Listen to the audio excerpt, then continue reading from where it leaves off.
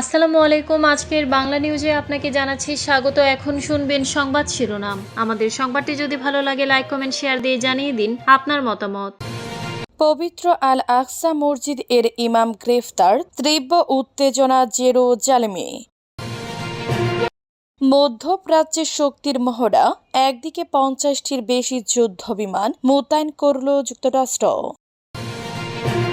গাজা থেকে 1 মিলিমিটারও পিছু হটবে না ইসরায়েল, সংঘাত আরও গভীর। বিতর্কিত পরিবর্তন, সিন্ধু পানি চুক্তি ঘিরে উত্তেজনা পাকিস্তানি, পানি চাওয়া বন্ধ করছে ভারত। ক্যারিবীয় ও প্রশান্ত মহাসাগরে মার্কিন অভিযান, একদিকে নিহত 11। ভারতের সরকারি অনুদানে অনুষ্ঠানে মুসলিম নির্মূল, এর ডাক, চরম বিতর্ক। পবিত্র আল আকসা মসজিদের ইমামকে গ্রেফতার করল ইসরায়েলি পুলিশ। অধিকৃত পূর্ব জেরুজালেমের পবিত্র আল আকসা মসজিদ চত্বরের ভেতর থেকে গত সোমবার সন্ধ্যায় মসজিদের ইমাম শেখ মুহাম্মদ আলী আল আব্বাসকে গ্রেফতার করেছে ইসরায়েলি পুলিশ। স্থানীয় সূত্রের বরাতে এই তথ্য জানা গেছে।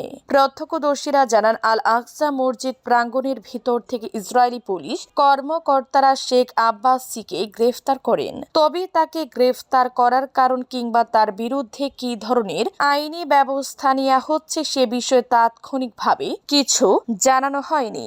ঘটনাটিকে ফিলিস্তিনি কর্মকর্তারা আল আকসা মসজিদে ইসরায়েলি কর্তৃপক্ষের ক্রমবর্ধমান বাড়াবাড়ির অংশ হিসেবে বর্ণনা করেছেন।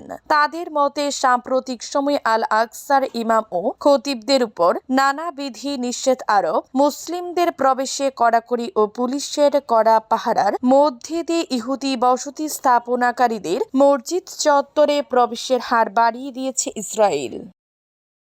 মধ্যপ্রাচ্যে একদিনে 50টির বেশি যুদ্ধ বিমান মোতায়েন করল যুক্তরাষ্ট্র।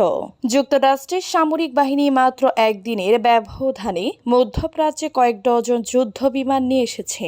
সুইজারল্যান্ডের জেনেভায় ইরানের পরমাণু কর্মসূচি নিয়ে ওয়াশিংটনের সঙ্গে তেহরানের ফের আলোচনা শুরু হচ্ছে এমন খবর প্রকাশিত হওয়ার পর এ তথ্য সামনে এসেছে।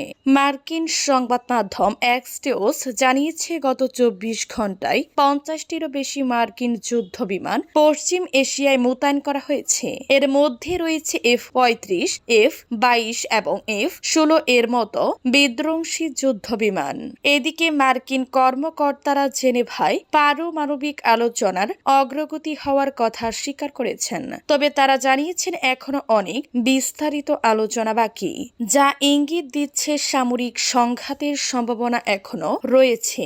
মার্কিন ইরান আলোচনার সময় ট্রাম্প প্রশাসন সম্ভাব্য অভিযানকে সামনে রেখে ভারী সামরিক শক্তি মোতায়েন করেছে। গাজা থেকে 1 মিলিমিটারও পিছু হটবে না ইসরায়েল।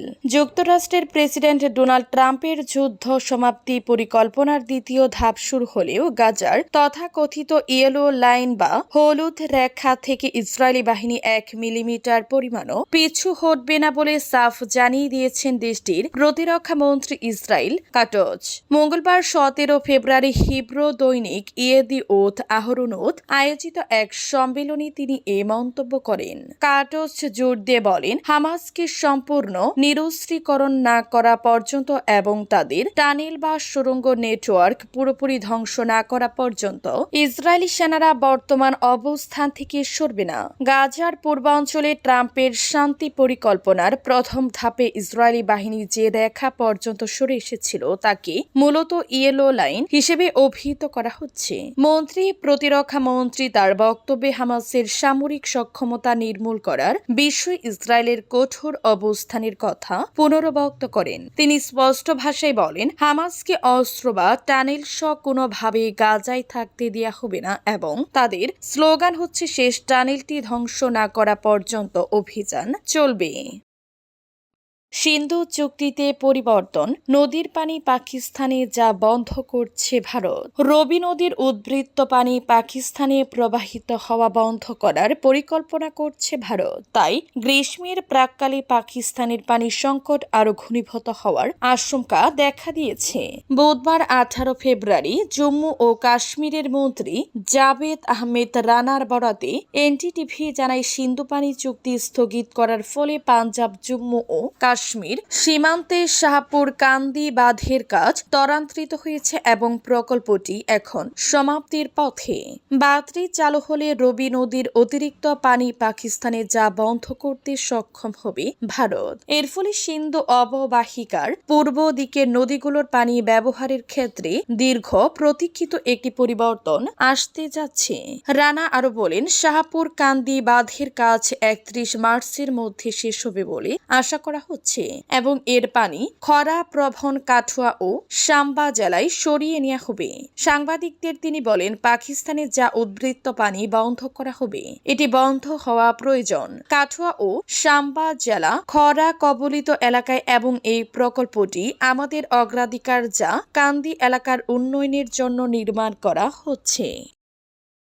মার্কিন অভিযানে ক্যারিবীয় ও প্রশান্ত মহাসাগরীয় অঞ্চলে 11 জন নিহত। কথিত মাদক চোরাচালানকারী নৌকা লক্ষ্য করে মার্কিন সামরিক বাহিনীর সাম্প্রতিক হামলায় অন্তত 11 জন নিহত হয়েছেন। সোমবার 16 ফেব্রুয়ারি পূর্ব প্রশান্ত মহাসাগরীয় এলাকা এবং ক্যারিবীয় সাগরে 3টি সন্দেহভাজন নৌযান লক্ষ্য করে এই হামলা চালানো হয়। যুক্তরাষ্ট্রের প্রেসিডেন্ট ডোনাল্ড ট্রাম্পের নির্দেশে মাদক কারবারিদের নারকো সন্ত্রাসী আখ্যা দিয়ে চালানো মাসব্যাপী অভিযানের মধ্যে এটি অন্যতম প্রাণঘাতী দিন হিসেবে চিহ্নিত হয়েছে। মার্কিন সাউদার কমান্ড জানিয়েছে, এই হামলায় প্রশান্ত মহাসাগরীয় অঞ্চলে 2টি নৌকায় 8 জন এবং ক্যারিবীয় সাগরে একটি নৌকায় 3 জন নিহত হন। মার্কিন সামরিক কর্মকর্তাদের দেয়া তথ্য অনুযায়ী গত বছরের সেপ্টেম্বর থেকে এ পর্যন্ত মার্কিন হামলায় নিহতর সংখ্যা 145 জনে দাঁড়িয়েছে। ডোনাল্ড ট্রাম্প ক্ষমতা গ্রহণের পর মাদক পাচারকারী হিসেবে সন্দেহভাজনদের উপর সামরিক শক্তি প্রয়োগের নির্দেশ দেওয়ার পর থেকে ক্যারিবীয় এবং প্রশান্ত মহাসাগরীয় অঞ্চলের কুখ্যাত পাচার পথগুলিতে এ পর্যন্ত 42টি হামলা চালানো হয়েছে।